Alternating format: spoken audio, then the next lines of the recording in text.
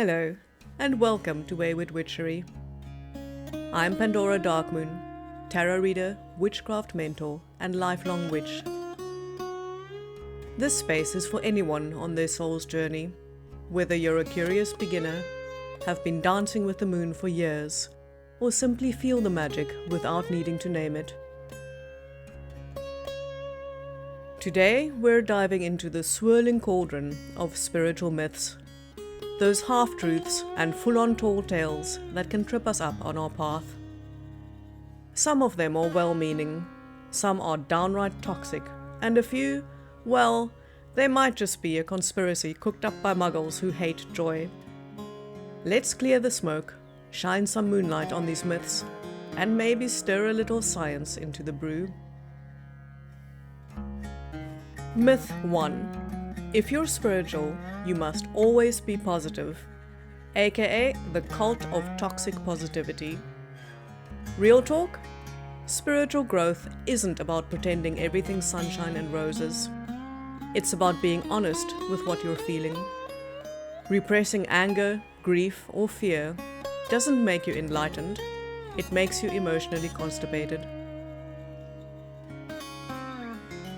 As David Mitchell wrote in Black Swan Green, I can feel the stuff I don't say rotting inside me like mildewy spuds in a sack.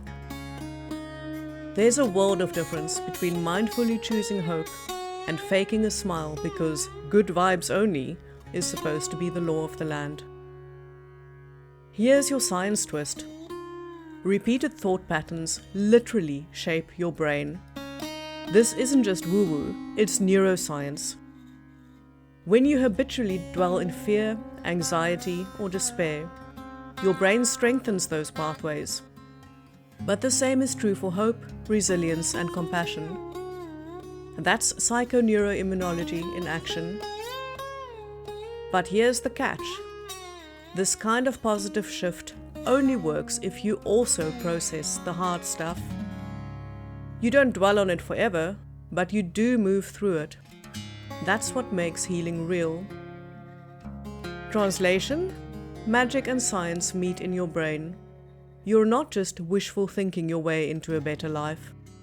You're actively rewiring your experience of the world, and that naturally changes how you show up in it and what you can create. This isn't about thinking happy thoughts while your house burns down. It's about building fire exits in your mind so next time you can get out. Myth 2. Spiritual people must be calm, soft-spoken, and serene, aka the quiet mystic stereotype. Hell no. Let's smash that one right now. You can be fierce, fiery, sarcastic, and spiritual all at once. Being calm 24/7 doesn't make you more enlightened. It just makes you seem like you've been replaced by a customer service chatbot. Anger? Not unspiritual. Boundaries? Absolutely vital. Think of anger as a dragon. It can be your ally or your downfall, depending on how you treat it. Anger exists to protect you. What matters is how you use it. When anger is understood and channeled, it becomes a force for justice, truth, and change. As for boundaries, imagine leaving your front door wide open at night just because you don't want to offend the burglars. Sounds ridiculous, right? That's exactly why boundaries exist. To protect your energy, your time, and your peace. The witch archetype exists because the world needed spiritual rebels. We are not here to smile sweetly and nod at injustice. We are here to stir the cauldron and demand better. Myth 3. Manifestation means you can have anything you want if you just think hard enough, aka the wish fulfillment fallacy. Manifestation is not a cosmic vending machine. You don't just insert your positive thoughts and expect a yacht to drop. Real magic? It's about alignment, not entitlement. Work plus intention equals transformation.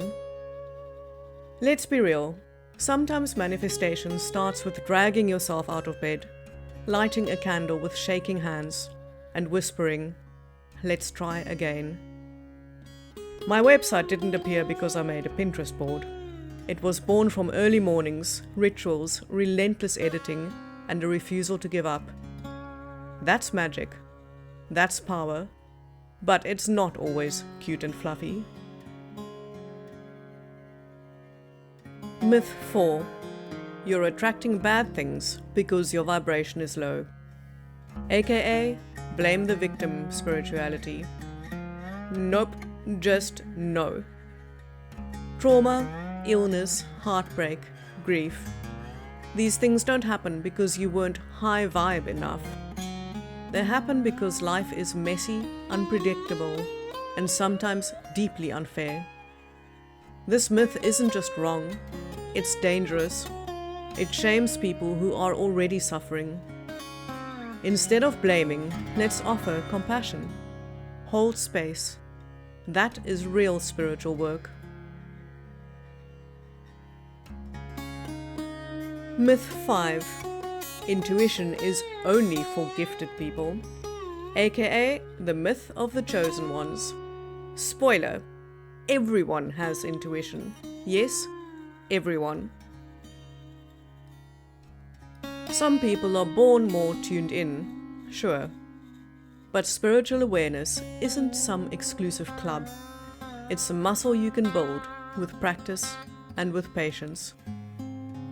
Of course, this is a myth often perpetuated by those wanting to profit off intuition. But really, if your intuition is strong and you've been working on your spiritual path, integrity needs to be part of the journey.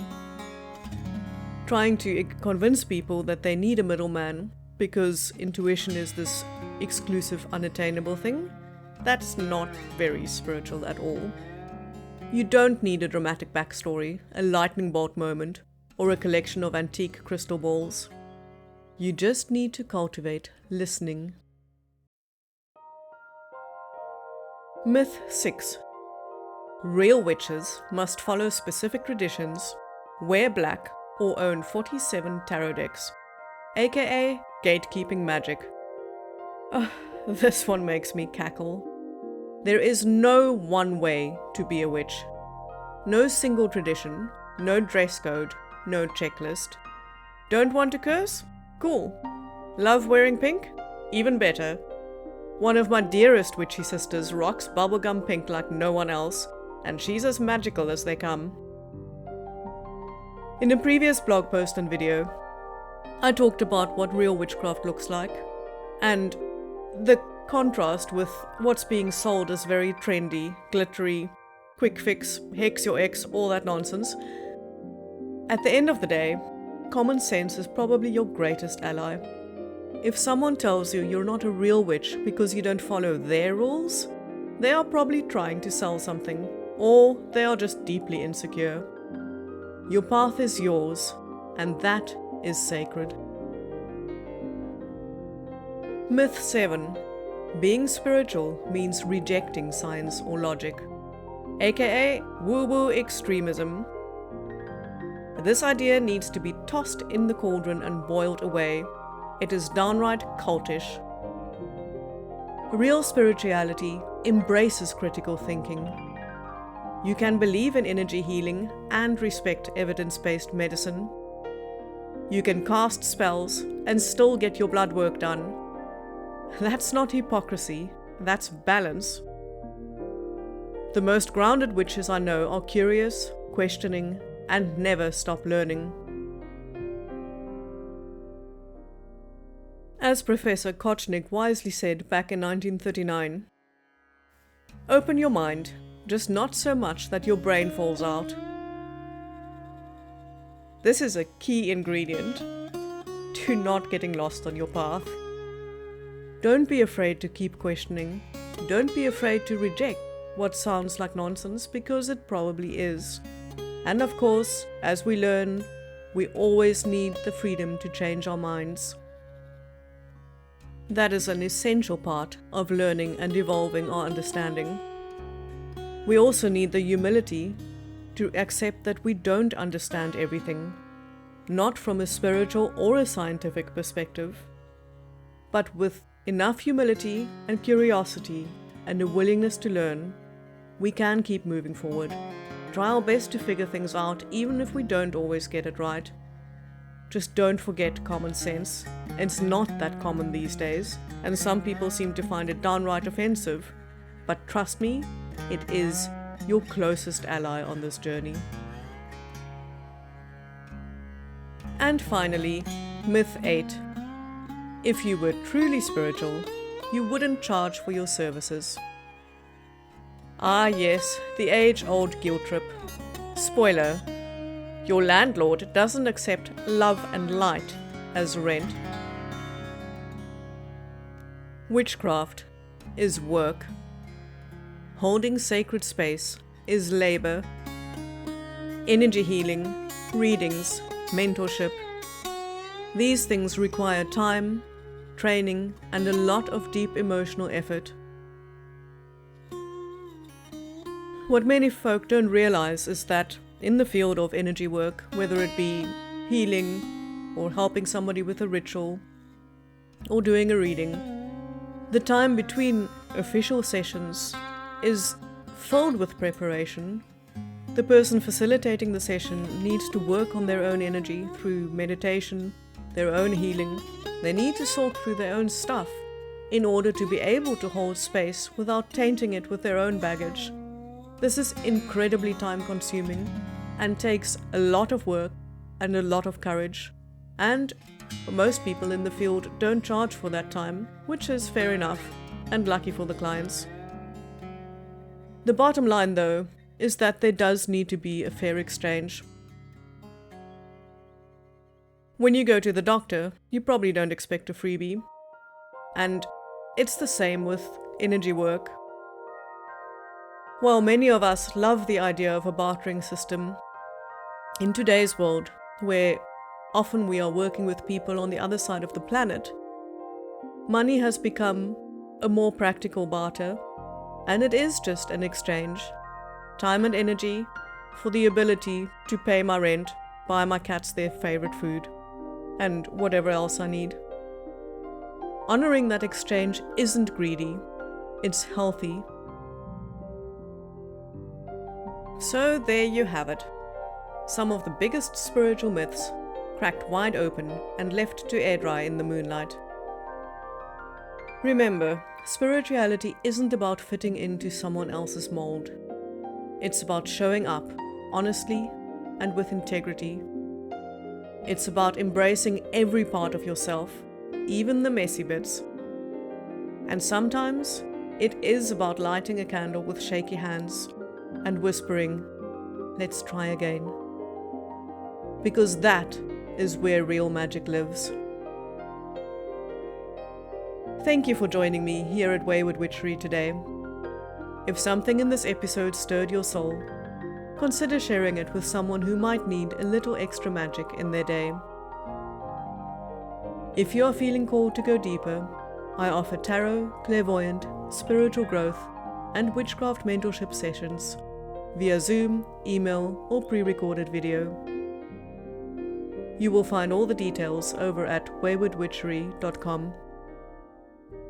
Until next time, keep your heart wild, your ethics strong, and your tea warm.